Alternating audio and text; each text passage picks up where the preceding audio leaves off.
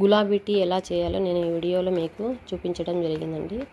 ముందుగా ఒక కడాయిలో పాలు పోసి పెట్టి అందులో అల్లం, గులాబీ రెక్కలు, ఒక యాలక్ బుడ్డ, కొంచెం టీ పొడి వేసి స్టవ్ మీద పెట్టుకొని కొద్దిసేపు మరిగించండి. బాగా మరిగించాక